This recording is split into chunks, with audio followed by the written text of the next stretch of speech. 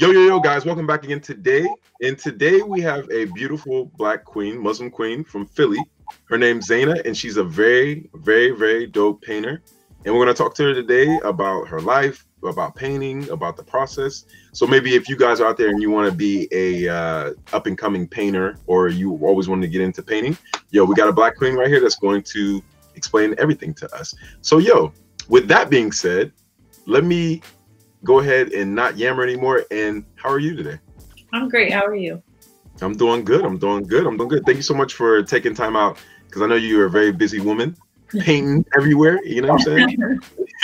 But yo, I appreciate you taking your time out. So let me go ahead and ask you, when was the start of painting? It gave us creative freedom to do anything we wanted. You know, at first we were just drawing, faces and everything, and then we just got to anything we wanted to paint. So my first painting was a rose, and it's going now because I gave it to a family member. But it took me a while, and I really loved the process. It was different from drawing. I haven't drawn in maybe 2 or 3 years. Like, I always call myself an artist, but I picked drawing up and left it and everything. But I started that, and after that rose, it just took over. I just started painting anything I wanted. Elephants, people faceless, and then I got bored. I started doing faces and everything. Fast forward toward the end of the year, throughout the whole semester, people were like, "Wow, your art is really nice." People wanted to buy it, which surprised me. People really, I was posting on Facebook and social media and everything. My art teacher used to take my pieces, hanging around the school and everything. It really got my head up there. Right. People started buying some pieces, and then at the end, maybe 2 months before graduation, we had this art show. There was people who used to paint on shoes. There was even a girl who, she made clothes with African material and everything. It was the little kids. They had their songs and dancing and everything. And, we was just selling our stuff in a cut. People were really supporting. A lot of people came out. I made a lot of money. I was really proud of myself that night, but that really jump-started my career because, during the event, people were like, "Do you have an Instagram? Do you have this, that?" And I was like, "No, I don't." I can write my number down. I give you my Facebook. So, that really pushed me to take it serious. And that summer, it really just put it in perspective for me that this is something you could really make a career. And that's when I started painting, 2017, late 2016. Ever since then, I just been obsessed. No, that's dope. That's dope because, I think that me personally, I wish I would have sort of kind of had those experiences like you did a little bit earlier, to where I was like, okay, you're a creator, right? You know what I'm saying? Or a producer, because you produce art out of your head, which is an amazing thing. I wish I could do that. But in me, it's about making content, or maybe just giving my personality to the world, which is being creative. I guess I don't know if that makes sense, but being a producer in general, or producing something, is what I'm trying to say. So now that's dope. Like, it's a really big deal to capitalize on your talents, and I'm glad that you did. I'm glad that you did. So let me ask you this: what is your favorite thing about painting? Because I know that when I do things, I do them because there's a lot of reasons that it makes me happy, or it makes me feel joy, or it makes me, when I'm sad or whatever. So what about you? I would like to know that. Okay, so it's a lot of things. I would say the top thing about painting is the freedom. So like, I don't know if you realize, a lot of my paintings, they're like clean cut. I don't do a lot of abstract stuff, but I like the freedom of it. I'm like a perfectionist. So with being a perfectionist, most of the time you have to do things a certain way. But with painting, you can go any direction you want. You're free to do anything you want. And then it'll still look however you want it, because it's you creating it. Exactly. So it can still be perfect, but you can go in any direction you want. So I think that would have to be my favorite thing about painting. Yeah, I would actually agree with you, because I think whenever you make content or anything you produce, like you said, it's really up to you. No one's telling you what you have to do. You know what I'm saying? No one's telling me what kind of videos I have to. Exactly. You have the freedom. And I think that probably is the number one. I mean, of course, things got to make you happy, but the freedom of doing whatever you want is, I think, something that a lot of people strive for. And as producers, we can do that, Word. That's what's up. I'm loving it. So let me ask you this question. What was the biggest accomplishment that you've had in painting? It could be your whole life or something recently, but what is your biggest accomplishment in painting? My biggest accomplishment. it would probably have to be, it's not too big. Not a lot of people would think it's big, but blending. Blending would have to be my biggest accomplishment because I struggled with that the most. I used to think, well, it's just because I don't have the right brushes, I don't have the right paint, got the right paint, still couldn't do it right. But when I finally got it, I haven't mastered it, but I was finally satisfied at the point that I was at. I think that was my biggest accomplishment. I had my little secret for how to do it. Every time I went to events, right, exactly. Every time I went to events and artists would ask, "Oh my gosh, how do you blend so well?" I'd be like, "Listen, sis, listen, bro, listen. I do this, I do that, and then you just wait for a little bit, and then you got it." Like, I wouldn't say I mastered it, but I'm definitely proud of where I'm at right now. I'm still working on it, but blending, yeah, I say that all the time. Yeah. Yeah, no, that's definitely dope because that's sort of like with me. Like, so when I first got into YouTube, I didn't know anything about video editing programs. I didn't know anything about videography, photography, like cameras. And I remember after like a year or two of like using Adobe Premiere and then using like DSLR professional cameras, when I finally got to that over the hump of like learning the terms and stuff, I had that aha moment. And when you have that aha moment, exactly. Sometimes people like it's a long time coming. yeah. I've been working for this. Like, I've been working for it. So I think what it is that when you have that aha moment and you realize all the work that you put in to have that aha moment, it might not be like I made $1 million or $1 billion, but that accomplishment to you is something no one can take away from you because now you have knowledge. Really, at the end of the day, knowledge is more than anything. Exactly. All those failures and everything finally paid off. I agree. So let me ask you this. Where did you get this inspiration to paint? Because you're making all this beautiful painting, and I know that being a creative, we sort of kind of pull from everywhere, but like, where did you get the inspiration to even paint in general? So when I first started, I just wanted, I used to get inspiration from a lot of people around me. Every time I paint pictures, when I first started, people would be like, "Is this so-and-so? Is this your mom? Is this your sister?" Right. I'd be like, "No." I guess it just looks like them for a reason, whatever reason. But a lot of the inspiration I get to paint is from like my feelings or the people around me, Yeah. So when I first started, I used to get stuck on portraits. I did a lot of portraits, and people be like, "You don't paint nothing else. You don't do animals. You don't do abstract anything." Right. And like, it was kind of negative at first. I'm like, I can paint whatever I want to paint, but it was true. I have to branch out. So I started doing animals and abstract pieces and conceptual pieces and everything. And I guess that's kind of where I got it from. I used to just sit down and be like, sometimes it would come naturally, but sometimes I would sit down and be like, well, what do I want to paint? What am I feeling? And it would take a while to brainstorm something, be creative. I used to go on Pinterest sometimes, look for inspiration, and then you just grab inspiration from all these places, and it's like, I got it. And I have a perfect piece that I'm working on that I can't wait to share, but this is a prime example. But yeah, that's where I get my inspiration from, like just how I'm feeling. Sometimes it's about my personality, or I think my personality is like anyway, and then people around me.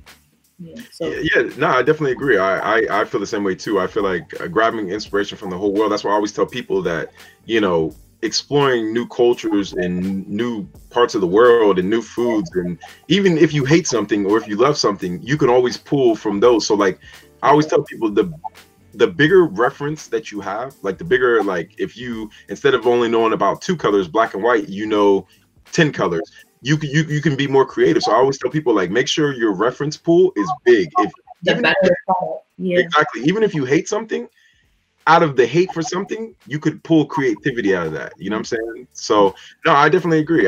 That's really dope. I appreciate you sharing that. Now let me ask you this: is there a painting that you will never, ever, ever let go of? I know you have one of those.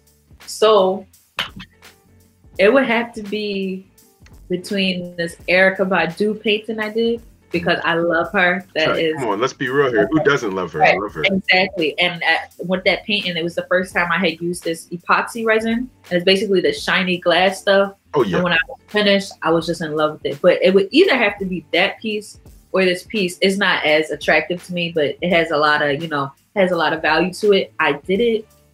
And between the time I graduated and before I went to my first semester of college, and I was kind of in a weird headspace, Got you. I was like thinking about myself, negatively, but the way I see it now, it was an abstract piece. The way I look at it now, it really just like, it pulls my like nature together, my complexities and everything when I look at it. And, I kind of knew what I was doing then when I was making it, but I wasn't, you know, happy with it.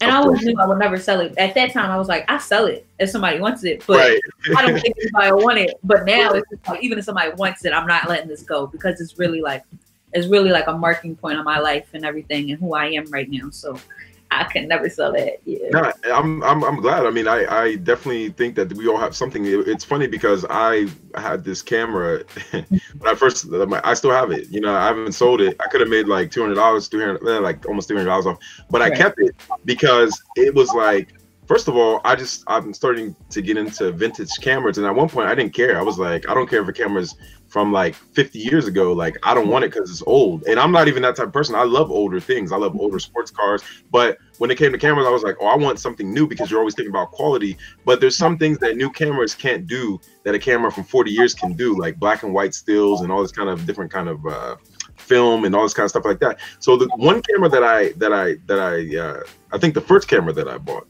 and that's what I used to sort of kind of master all this stuff that you see now on this YouTube channel. I'll never sell that, and it's not even the best camera, but I'll never sell it because, like you said, there was a turning point in your life where it's like that personal value. Yeah, I agree. Yeah, that's true. No, definitely. Now let me ask you this: what are your strengths in painting? Because I know everybody got weaknesses and strengths, but what are your strengths in painting? My strengths. I kind of look around, but well, what do you think?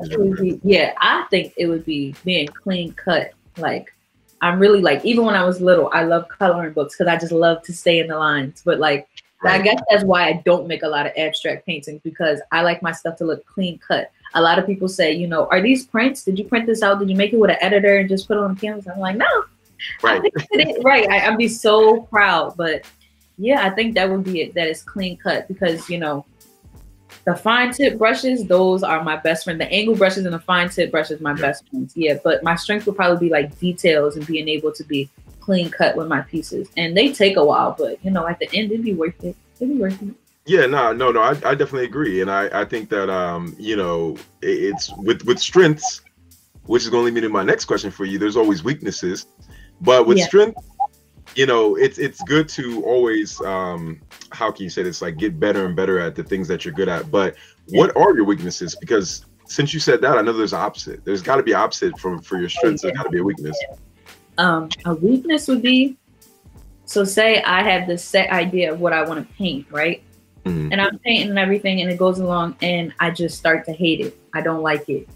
I think one of my weaknesses would be getting doubtful. And, you know, when I get discouraged, especially with portraits or commissions and everything, when I get discouraged, I tend to just leave it there and, you know, leave it alone for some time. And I don't like that, because I don't see the potential. If I don't keep working on it, I don't see the potential of what it's going to be.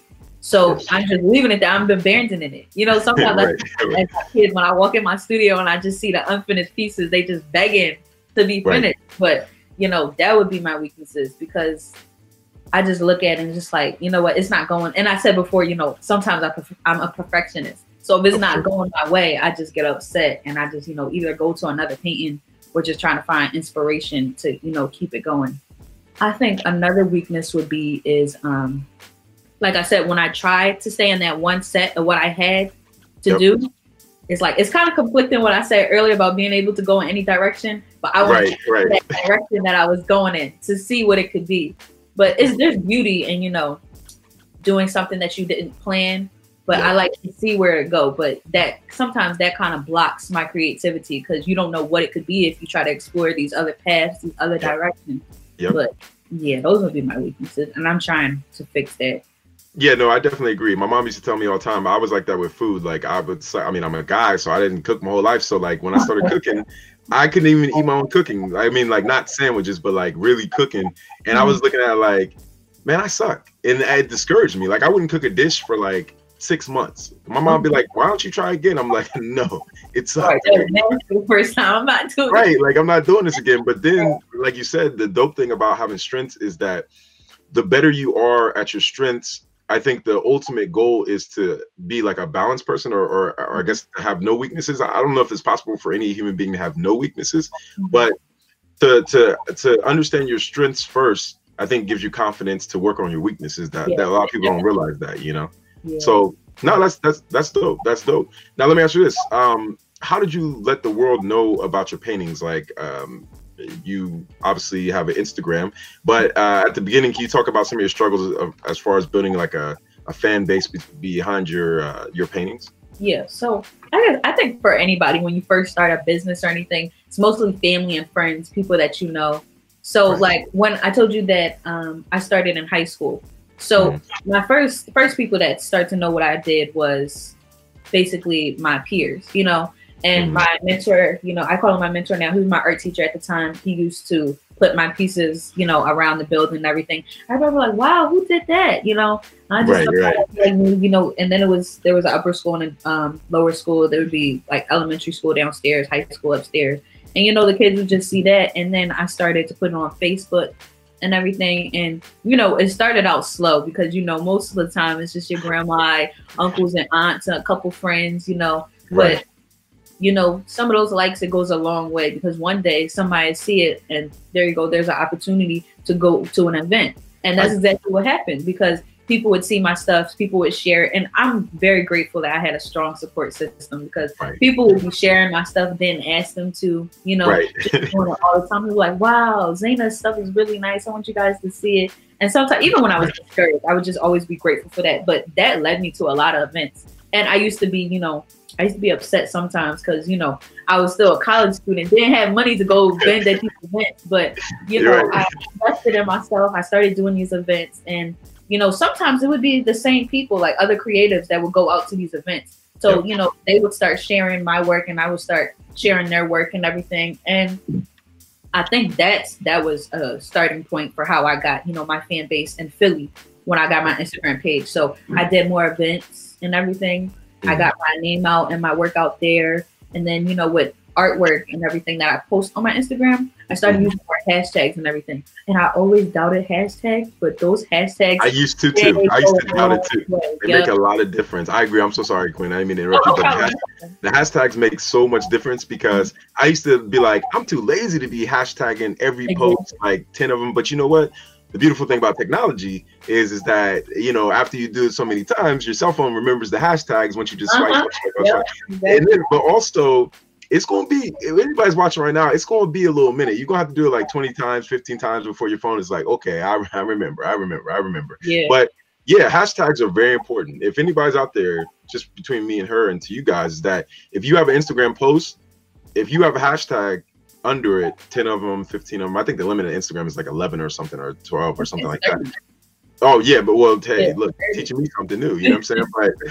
But yeah, hashtags are very important is what I would like. For me, like I like my stuff to look a certain way, so I wouldn't use like 1,000 hashtags at the bottom. I probably do like 15, 20. And you know, for a while, I was just like, my posts look ugly with all these hashtags under it. But you know, maybe like 6-7 months in, I started seeing an impact. People liking my stuff. I don't know where they're from, but I think what's really good about the hashtags now is that people can follow hashtags. Exactly. I know one of these that really bring me a lot of traffic to my page is on Wednesdays We Paint and Black artists. Yeah. So if there's any Black artists out there, use those 2 hashtags because I'm telling you, they will really help you out. I'm about to use them because because I post a lot of I just post the pictures of just Black people all around the world. So that's actually dope in a way because if I start using that hashtag too, when I post these pictures, they can get ideas for paintings as well. So you just put me on the game right there. You know what I'm saying? You supporting just by using somebody else's page as inspiration. You know, support goes a lot of ways. People always think it's just, you know, you have to pay, you have to buy her stuff. No, it goes a lot of ways. But unity is such a big deal. And like, you know, I always preach on this channel, like if the more people you have, especially Black people, to do something, or you have a big network system, the easier it will be for all of us to rise up. That's what we need to realize. You know what I'm saying? Like, we need to realize that if I have 10 Black people, you know, 1 in Ethiopia, 1 in Nigeria, 1 in Jamaica, 3 in Philly, so some in Cali or whatever, right? If we all come together and put our talents together, we can go really far. But if we don't, have to network and put each other on, honestly. Exactly. Black YouTubers 2019. Yeah, you know what I'm saying? This our year. I'm saying, I don't have a YouTube page, but yeah, this is our year. Right. So let me ask you this: what advice would you give to upcoming painters and artists in general, and you know, like from a young kid that might watch this all the way up to somebody that's older that maybe thinks that their dream is over, but you know, it's never over until it's over, you know? Yeah. So I want to start with this. First thing is, I know a lot of times school, you know, traditional schooling can make you think that there's no money, there's no career in being an artist, you know, music, dancer, visual artist, anything. But I've been exposed to so many different ways you can monetize your craft. Like, I didn't know that, you know, there's people out here doing painting parties from their original work, you know, there's people making original prints. You sell original painting, okay, that's fine. You can make another one and it can look exactly like the original. So, you know, don't get discouraged. You can monetize it. You know, you could put it on apparel and everything. That's what I'm doing. Phone cases, pillows. It's so much you could do. You just got to do research. But that's if you really want to make it into a career. If you just fine with it being a hobby, I would say, you know, really find your style. And that took me a while. Like, as you can see, I was doing anything. I was doing animals. I was doing whatever was trendy at the time. You know, I was just doing what I felt like doing. And I was taking inspiration from a lot of places.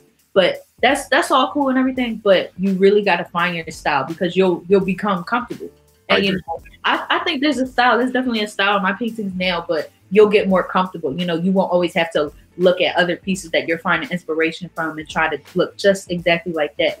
But besides comfort, it'll also drag, you know, a lot of people to your work, draw attention to that. And what else? I would say that, yeah, don't get discouraged, you know, and don't ever devalue your work. You know, if you're selling it, always know your work's worth, because people will try to say, you know, oh, I can go to so-and-so and get this painting for $20. You know, just because they can do that, don't think, oh, let me just do it. You know, they're a friend or anything. They're a friend. Let me try to do their painting for a little bit cheaper. And also, don't, this thing where these promoters and everything, where they're saying, you know, this would be great for exposure. Don't, it's good a couple times in the beginning, but don't get stuck into that, because you know, you still have to make money too. You know, your art is worth something. Your time is worth something. So, you know, you always want to know the worth of your work. And that took me some time to figure out. I was out here wasting money, you know, going out to events, you know, paying for promotions on Instagram, when really, you know, I use a couple hashtags, get to know a few people, and I can bring that traffic in myself. But yeah, you should know your worth. Yeah, no, I definitely agree. You definitely should always know your worth. And like you were saying with the paid promotions and hashtags and advertising, like, you know, it's a beautiful thing when you can do 70% of the work, and then once you start getting bigger, those tools can actually still help. You know, I mean, paying, you know, YouTube or Instagram for advertising, because at that point you have such a big fan base, you know what I'm saying? So it's all mixed together. But going back to your point about don't devalue yourself, it was funny one time, quick story, somebody told me, they got mad at me and they were like, oh, what you're doing, like, anybody can do. Right. And in some aspects, they're right. Like, yeah, anybody could start a YouTube channel that's trying to unite, you know, Asian people or Black people or Indian people, whatever. Right. But what I rebutted with is that you can't have my personality. That's something that you can't replicate. You know what I'm saying? Exactly. You're not going to find this anywhere else. You know? Exactly. Yo, so to the haters, yo, you need me, yo. You need me. You need her. Exactly. Not hear anything, but you need me. You know. You need me. You're gonna go off and find somebody else. Not to say it'll be bad, but it's not gonna have that. It's not gonna have that spark that mine has. You know. It's not gonna have that. It's not gonna have that touch. It's not gonna have that little taste on it. Yeah, I agree. So, yo, let me ask you this: what or who? I guess I would say who is your favorite painter of all time? If you have one, you don't have to have one, but if you. Yeah, I wouldn't say I have a favorite painter, but there's this artist that I really look up to, and she really goes back to the point where I said there's various ways you can monetize your art, and her art is like very it's very stimulating, and she's one of the inspiration to me, you know, trying to do more conceptual art. Her name is Tsai. She's of Asian descent. I think it's TSAI, but you know, her work is really nice. You know, she's out here, you know, collaborating with Puma, you know, getting her design on cars, and, you know, when, you know, like sweatpants and shoes and everything. And it's just, you know, she has her own galleries and everything. And that really, when I was younger, well, not younger, maybe like a year and sometime ago when I found her, I was just like, yep, yep, I need to follow her footsteps, you know. And I found many other artists just like that too. And I'm so grateful that I found them, because, you know, school's not going to teach you. If you're a creative, school's not going to teach you all that, you know. It's definitely not going to teach you how to be creative, unless you go to a creative school. You know, get out of school, because you can stay in school, but, you know, if you're creative, sometimes it'll try to get you out of that mindset. It'll try to stop the creativity. No, you're right. They'll try to put you to the.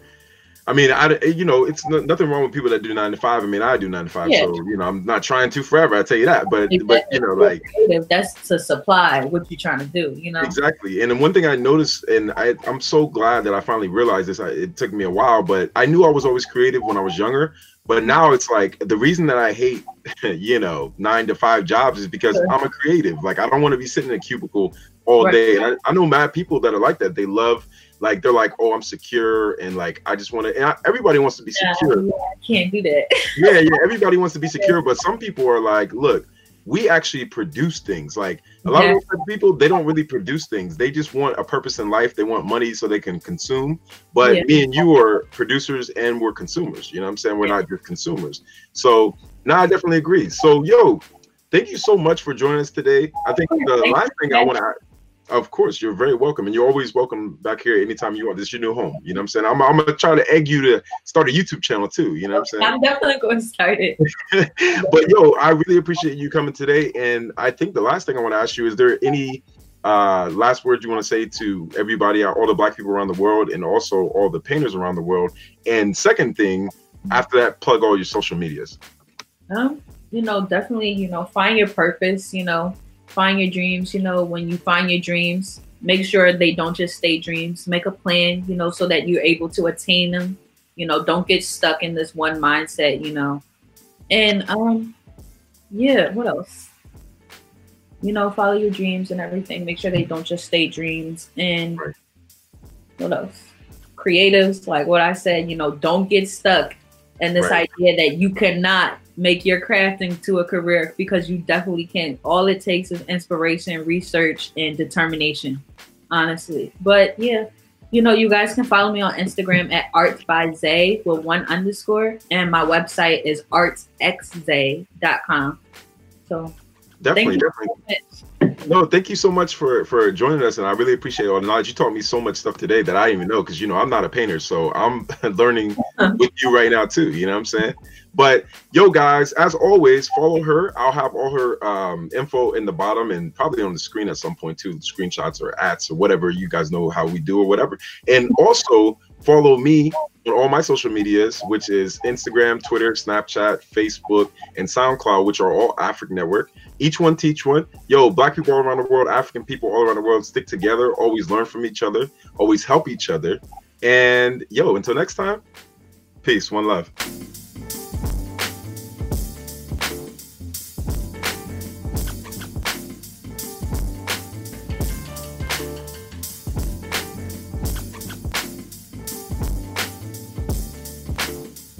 What's up? Hey. Shalom. What up? Hi. African.